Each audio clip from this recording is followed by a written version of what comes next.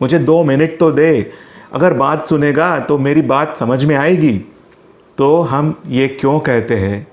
क्योंकि हमें पता है कि अगर वो सुनेगा, शांति से सुनेगा, उस पर अपना विचार करेगा, खुले दिल से सुनेगा, तो उसके मन में जो आपके प्रति मिसअंडरस्टैंडिंग हुई है वो दूर होने की पूरी पूरी संभावना होती है। यही बात दोनों प्रेमियों में कई बार हो जाती। मिसअंडरस्टैंडिंग की वजह से दोनों में अनबन हो जाती। तो एक प्रेमी अपने प्रेमिका को समझाता है, अरे ज़रा मेरी बात तो सुनो, प्लीज़ सुनो तो सही।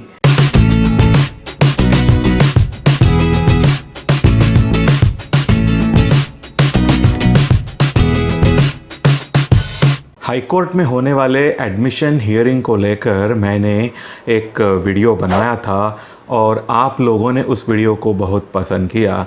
इस बात की मुझे बहुत खुशी है। उस वीडियो में काफ़ी सारे कमेंट्स आए जिसमें काफ़ी सारे प्रश्न भी थे, इसलिए मैंने उन प्रश्नों का जवाब देने के लिए एडमिशन हियरिंग को लेकर एक सवाल जवाब का वीडियो भी बनाया। तो इसका मतलब ये है कि आपको काफ़ी उत्सुकता है ये जानने की कि किस तरह से हियरिंग होता है, उसकी प्रोसीजर होती है, और ये सब तमाम बातें जानने की आप में बहुत उत्सुकता होती है। इसी बात से उत्साहित होकर मैं आज का ये वीडियो बना रहा हूँ। इस वीडियो में मैं हाईकोर्ट में न्यायालयीन कामकाज में इस्तेमाल की जाने वाली शब्दावली, संज्ञाएं, टर्मिनोलॉजी, इनकी बात करूँगा। इनके अर्थ मैं आपको बताऊंगा क्योंकि कॉमन मैन को ये बातें कई बार नहीं समझ में आती। तो सबसे पहला और महत्वपूर्ण शब्द है हियरिंग। हियरिंग यानी कि सुनना। अब यहाँ जब मैं सुनने की बात करता हूँ तो बस एक जैविक प्रक्रिया इस तौर से बात नहीं करता हूँ। यहाँ पर सुनवाई जो होती है कोर्ट में, उसका एक अनन्य साधारण महत्व होता है। सुनवाई किस बात की? सुनवाई दोनों पक्षों के युक्तिवाद की, आर्ग्यूमेंट्स की। अब जाहिर है जब न्यायालय के सामने केस होगी तो उसमें दो पक्ष होंगे और दोनों पक्षों को अपनी अपनी बात न्यायालय के सामने रखने का पूरा हक होता है। जब तक कि न्यायालय दोनों पक्षों की बात, युक्तिवाद, उसके हर पहलू बारीकी से ना सुने, तब तक न्यायालय किसी भी निर्णय पर नहीं पहुंच सकता, नहीं पहुंचना चाहिए। हियरिंग के महत्व का एक सिंपल सा एग्जाम्पल मैं आपको देना चाहूँगा। आपने भी यह बात कई बार अनुभव की होगी। कई बार आपके दोस्त के साथ कोई अनबन हो गई होगी, कभी कोई झगड़ा हो गया होगा, कोई मिसअंडरस्टैंडिंग हो गई होगी, और फिर जब आप अपने दोस्त को समझाने की कोशिश करे होंगे, तब दोस्त ने आपकी बात भी सुनने को मना कर दिया होगा। तब आप आपके दोस्त को क्या कहते हैं? अरे यार ज़रा मेरी बात तो सुन, अरे सुन तो ले, अरे ज़रा 2 मिनट मेरी बात तो सुन, मुझे 2 मिनट तो दे, अगर बात सुनेगा तो मेरी बात समझ में आएगी। तो हम ये क्यों कहते हैं? क्योंकि हमें पता है कि अगर वो सुनेगा, शांति से सुनेगा, उस पर अपना विचार करेगा, खुले दिल से सुनेगा, तो उसके मन में जो आपके प्रति मिसअंडरस्टैंडिंग हुई है वो दूर होने की पूरी पूरी संभावना होती है। यही बात दोनों प्रेमियों में कई बार हो जाती। मिसअंडरस्टैंडिंग की वजह से दोनों में अनबन हो जाती। तो एक प्रेमी अपने प्रेमिका को समझाता है, अरे ज़रा मेरी बात तो सुनो, प्लीज़ सुनो तो सही। तो ये बात है हियरिंग की।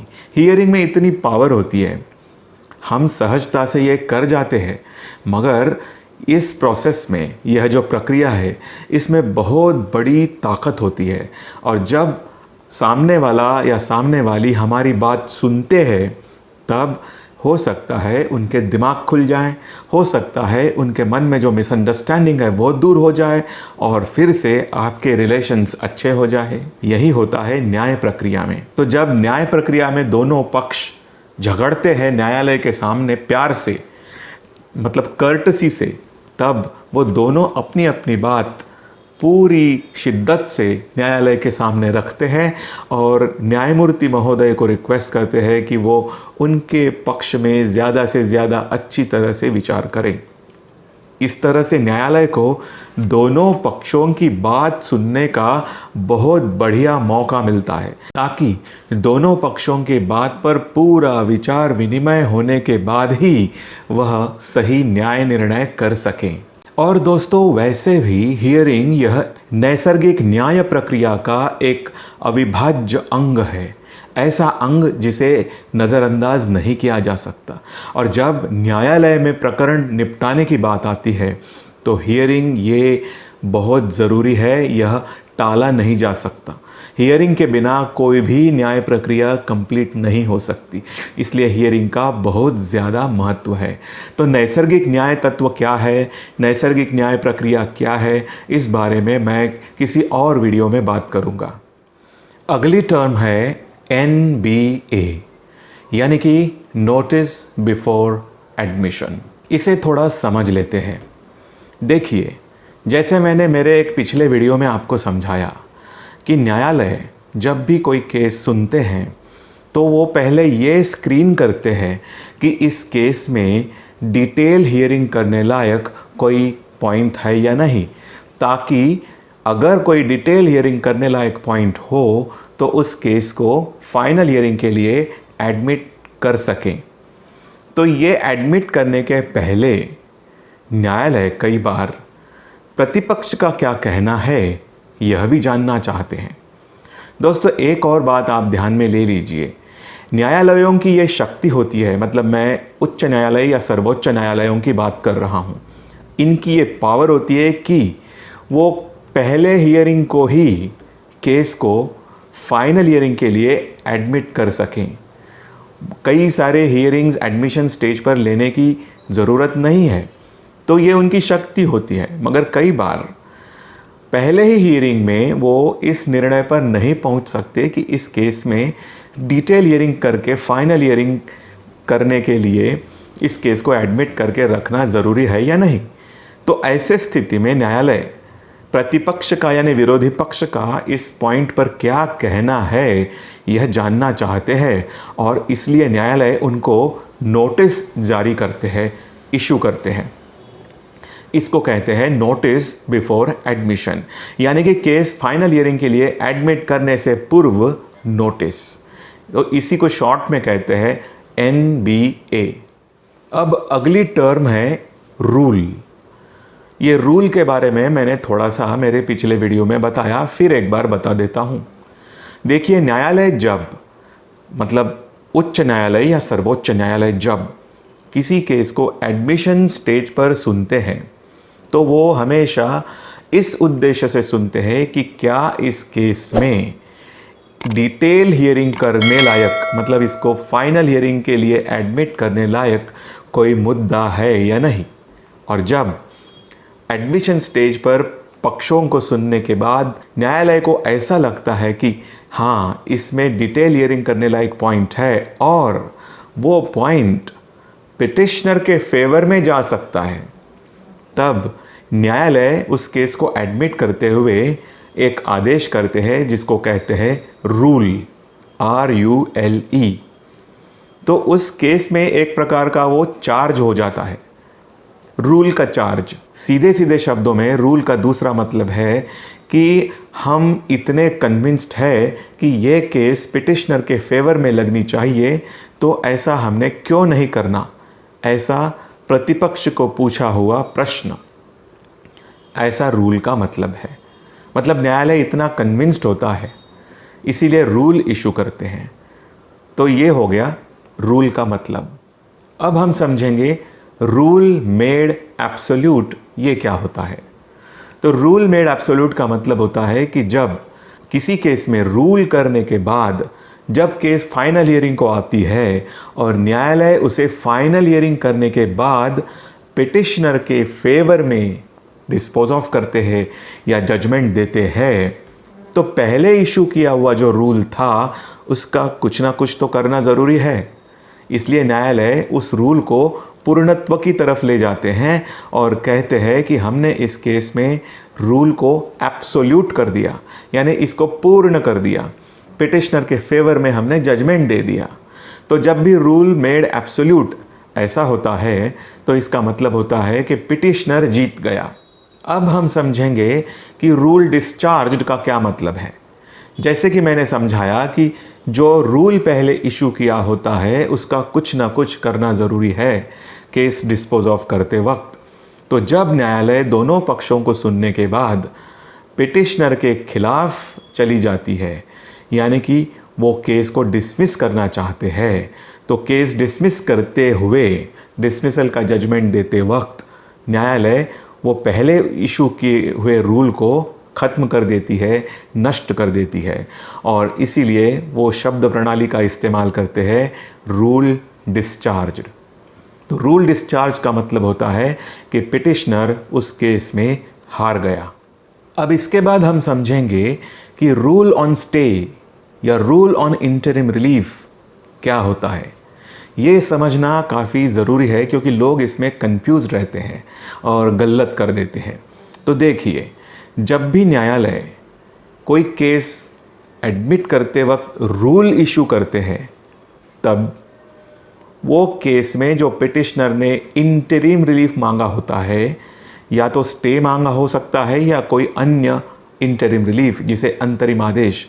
तो जब भी पिटिशनर ने अंतरिम आदेश मांगा हुआ होता है और एडमिट करते वक्त न्यायालय पिटिशनर के फेवर में अंतरिम आदेश होना चाहिए इतने कन्विंस्ड रहते हैं, तब केस को एडमिट करते हुए रूल इशू करते वक्त न्यायालय रूल ऑन स्टे ये आदेश भी इशू करते हैं।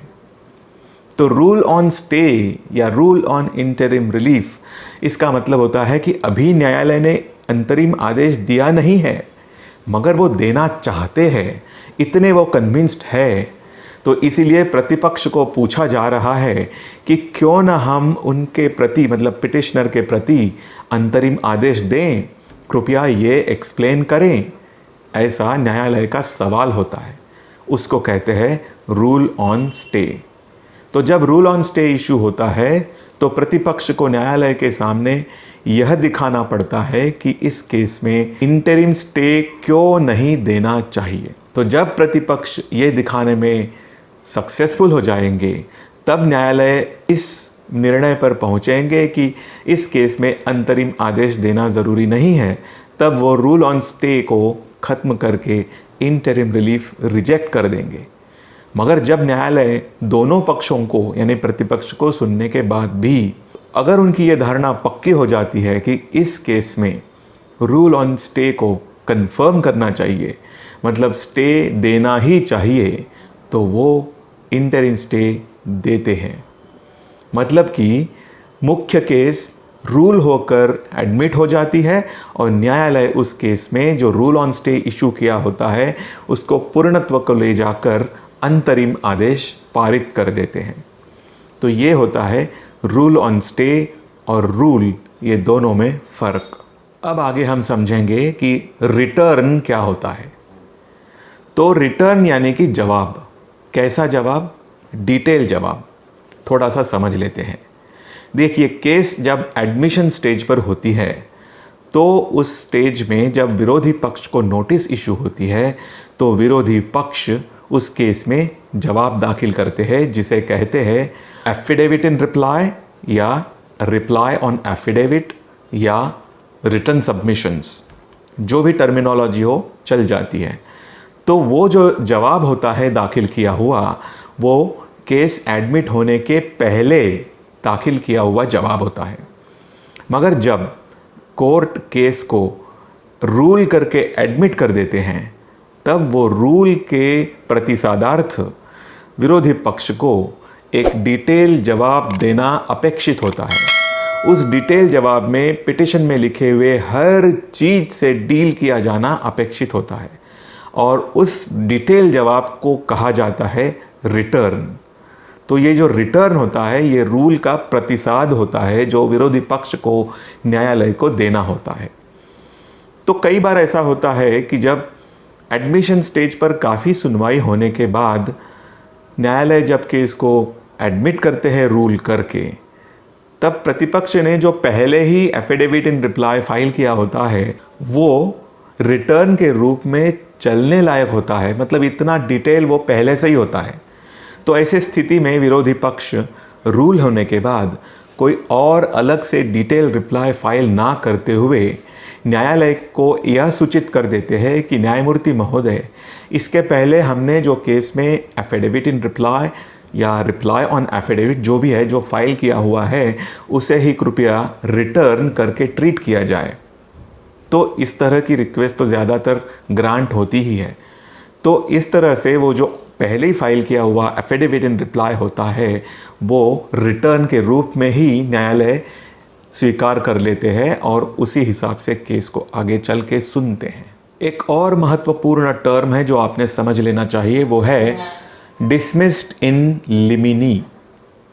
इसका स्पेलिंग है डिसमिस्ड, मतलब DISMISSED, इन IN।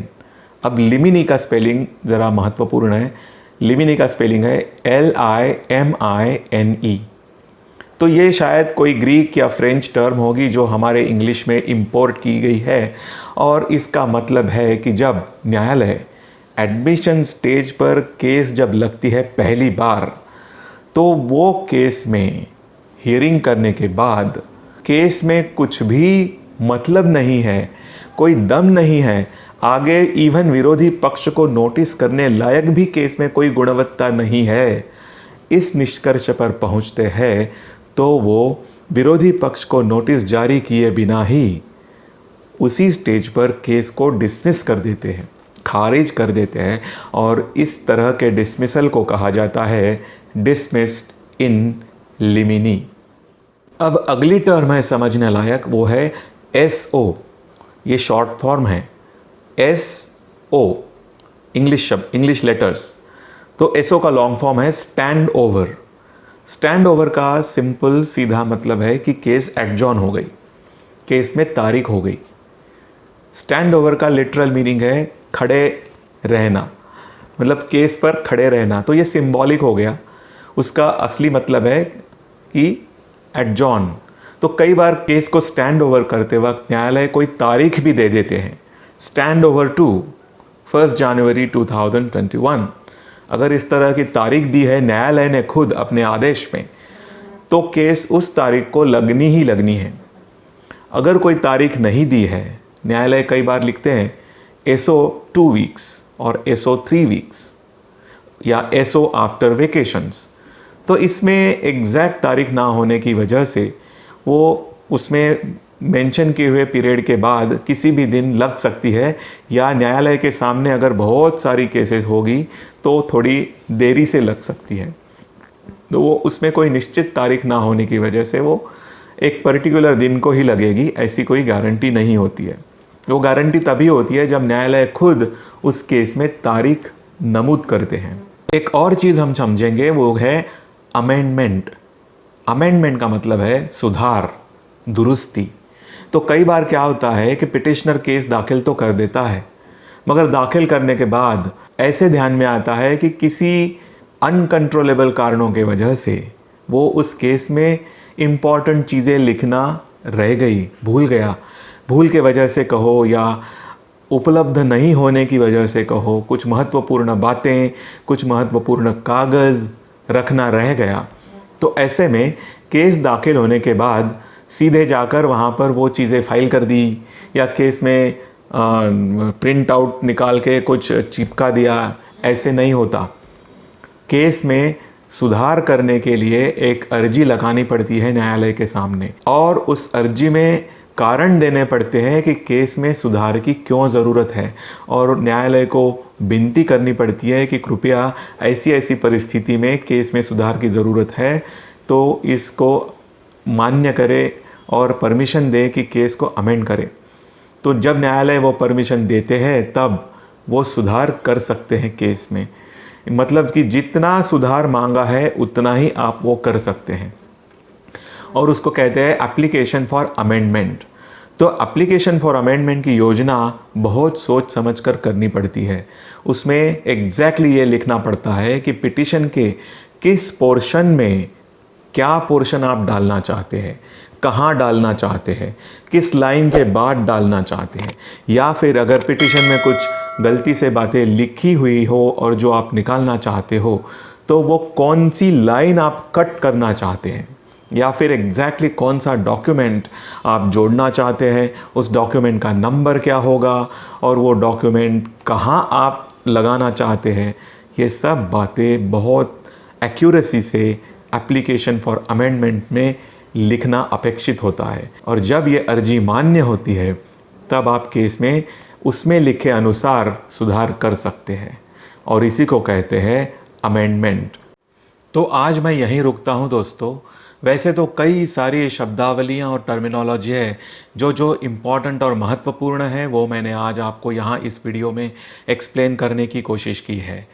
आपको और कौन से टर्मिनोलॉजी या कौन से शब्दों के अर्थ जानना अच्छा लगेगा या आप जानना चाहते हैं, वो ज़रूर मुझे बताएं कमेंट सेक्शन में कमेंट्स कर, और ये भी बताएं कि ये वीडियो आपको कैसा लगा। बहुत बहुत धन्यवाद दोस्तों, आप वीडियोस को देख रहे हैं, उनसे आपको कुछ लाभ हो रहा है और आप कमेंट्स भी कर रहे हैं और मुझे बहुत इनकरेज कर रहे हैं। इस बात के लिए मैं आपका बहुत शुक्रगुजार हूँ। तो अभी यहाँ रुकता हूँ। Thank you and take care.